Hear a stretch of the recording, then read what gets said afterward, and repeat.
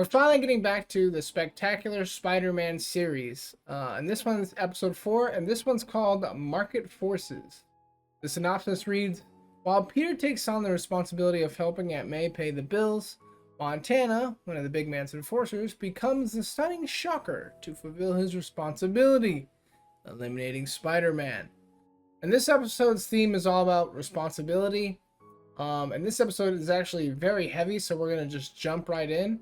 This episode was directed by Victor Cook and Dan Fawcett, and the writers of this episode include Victor Cook as well and Greg Wiseman, and also developed by Stan Lee, but that goes without saying.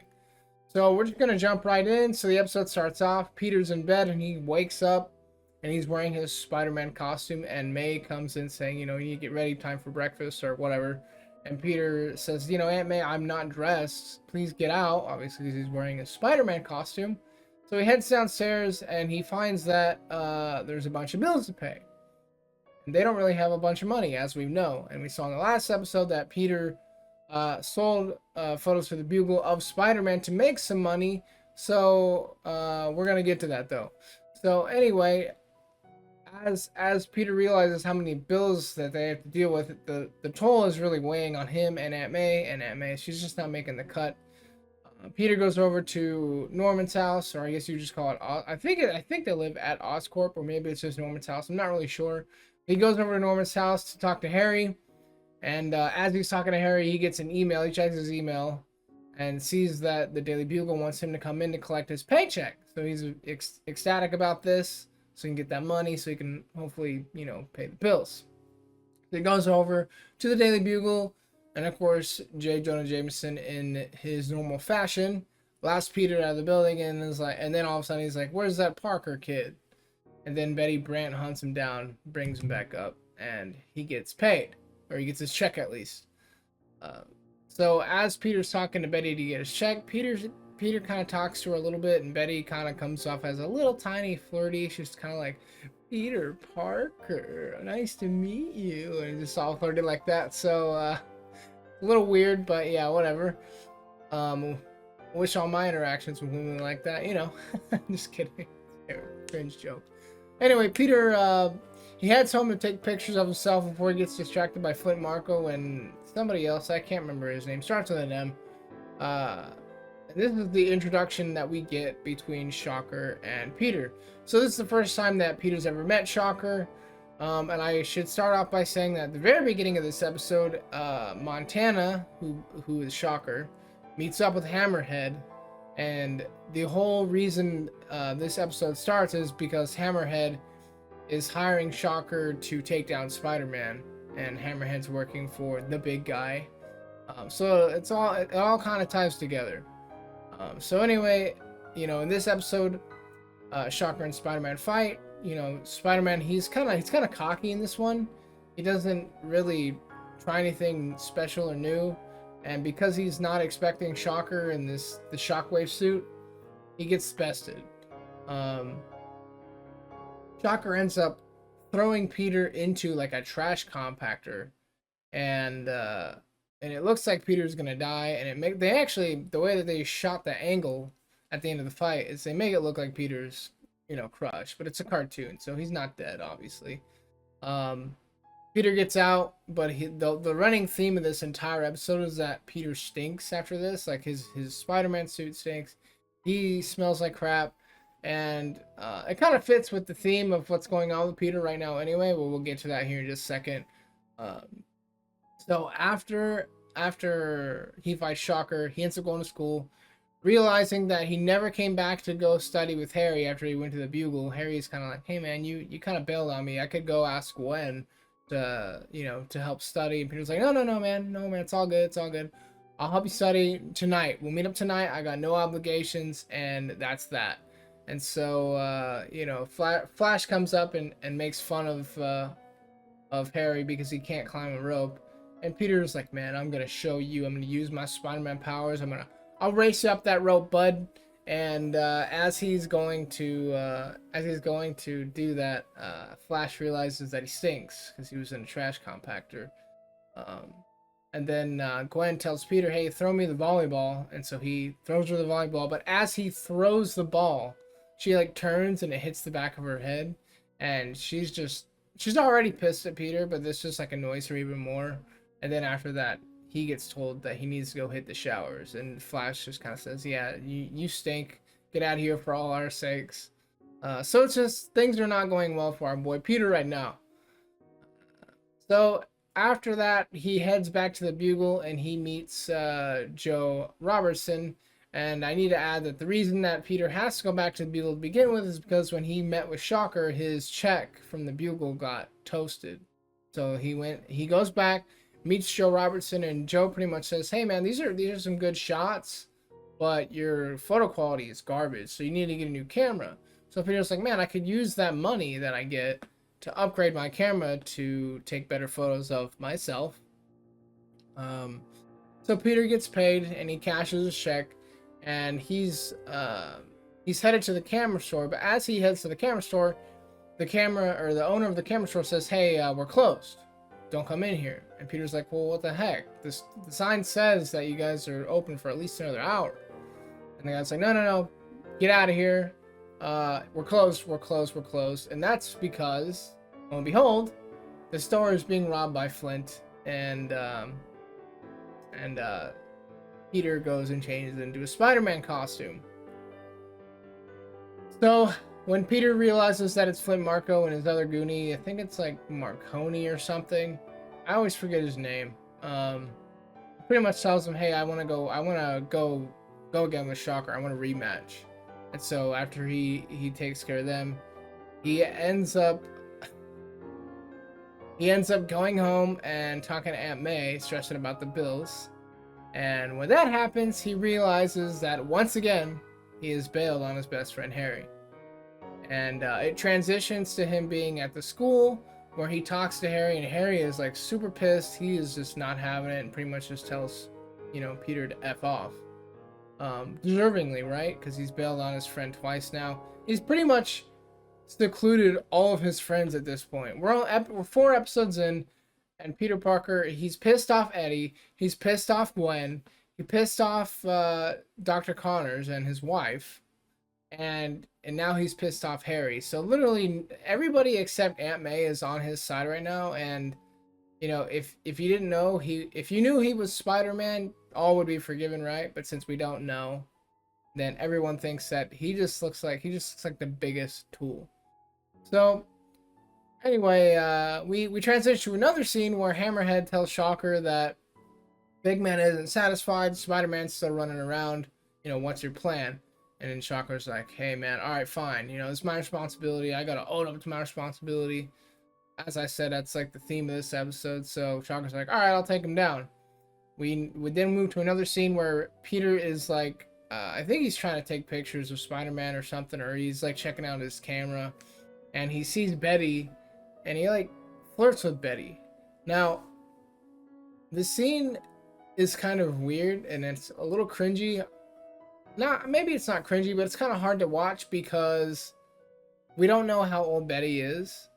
Now, if you're thinking of like the Tobey Maguire era, she's probably considerably older, but not like super older. But like Peter's in high school. And so basically it's this moment where he tries to like ask Betty out to come to his formal, and she's like, yeah, that's cool and all, but like I'm too old for you. So I don't know if she's like already like she seems like on the younger side. She's not like drawn super old. But it's clear that she's probably not in high school. So I don't know. The whole thing is kind of weird to me.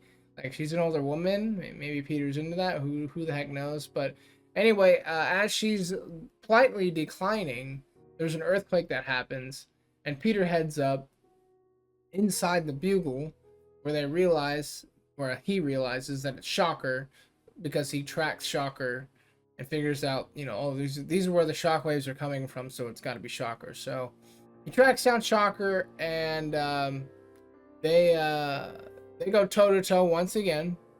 And turns out this time that the building that they're fighting in is like it's super destructible. So that's how Peter gets a 1-up on Shocker, because he's just going left and right. and Shocker is just throwing wave after wave. Peter cannot get within close contact. Anytime he does, he either gets shocked or the shock waves just send him flying. So at one point, I think it's funny that Peter calls Shocker a rodeo clown, and this version of Shocker, he talks like this. He's got a southern accent. So Peter's out here making fun of him, calling a rodeo clown, and I thought that was pretty funny. So at the end of the day, Peter collapses the building onto Shocker, and that's how he ends up winning the fight. And then we get another scene where Harry is talking to Norman, and he's just like, man, Peter bailed on me, and Flash was bullying me, and I have all these problems. And Norman just grabs him, looks him in the eye, and he goes, son, you should to man up and take what's yours. And do what you gotta do. I'm not joking, that's literally legitimately what he says to him. And Harry's just like, yeah, okay. So, I'm reading through my notes here, and I don't think they address what Harry decides to do, so we probably won't see any of that until episode 5. So now we move on to Norman meeting with Hammerhead. So apparently when Harry came home, Norman was meeting with Hammerhead, and then he got interrupted. So he's talking to Hammerhead, and Hammerhead's kind of like, yo, like, what's going on? We tried to get that shipment. Spider-Man stopped us. What's going on? Are you in bed with him? And Norman's like, no, I'm not in bed with him. I actually, I'm the one that told you guys about that shipment. And Hammerhead's like, well, why would you have done that? What's in it for you? And Norman's pretty much like, look, they're my competitor. If their prototypes go away, then it's good for me, right? Everybody wins. So basically the idea was that he let them know where the shipment was, and Hammerhead and his goons take the shipment. The prototype is gone, and his competitors lose. Everybody's happy at the end of the day, except for Tricorp, obviously. So then Hammerhead tells Norman, hey man, the big man wants to talk to you. He's got a proposal for you. And he puts him on speakerphone, and it's pretty much like, yo dog, we need you to make more distractions, more villains for Spider-Man to fight, so that, because he can't take them all at once. And this is obviously a nod to the Sinister Six, I think, which is cool. But pretty much says, hey, we need you to help with this, with more. And Norman's like, well, what do I get out of it? And Big Man says, well, I'll give you more money, first of all. And second of all, you can try these experiments, these human experiments that you've been doing. And you can do all these questionable tests that you've been wanting to run. So Norman agrees. So now cut to the scene where Shocker is tied up, and there's like a card at the scene that the cop picks up, and Ned Leeds shows up, and he's like, yo, I'm here at the Bugle, what do you need? And it's like, oh, it turns out he's talking to Joe Robertson, and Joe's like, nah, Peter already beat you to it. He's got all the photos, and Ned is just sitting there like, how the heck did he pull that off? And we all know, the audience knows, we know, right? We know what he did. But anyways, now we get to a scene where Peter is talking to Aunt May, and finally Peter's got the money to pay some of these bills off that they have. And Aunt May's like, no, you need to hold on to that money. I can't accept that. And Peter's like, Aunt May says, I can't accept it. You need to spend that money on a new camera. And Peter's like, no, I mean, the thought crossed my mind, but you're my responsibility, Aunt May, and I need to do what I need to do. This is what a man's got to do, right? And Aunt May's like, well, I'll let you help me pay the bills if only you let me. If only you save 10% of your bills, and then I'll let you help me pay the bills. So Peter is allowed to pay the bills. I don't know why I'm mixing this up. Peter's allowed to pay the bills if he saves 10% of his money to upgrade his camera. I think I wrote down my keynote there differently, and I don't know, it's weird, whatever. And so they both agree it's a happy ending for everybody. And then Aunt May asks him why he smells like tomato juice. And that's the episode. Overall, I think this is a good episode. In fact, I have a minor complaint, and that is just they kind of make Shocker seem way more OP than he is. And maybe you could chalk that up to the fact that Peter's never dealt with Shocker in this universe before. Whereas, you know, if he ever fights Shocker again, it's probably going to be super easy, you know, because Shocker can't, you know, he can't handle a building falling on top of him. So that's pretty much what Peter has to do every time. He can't get close to him.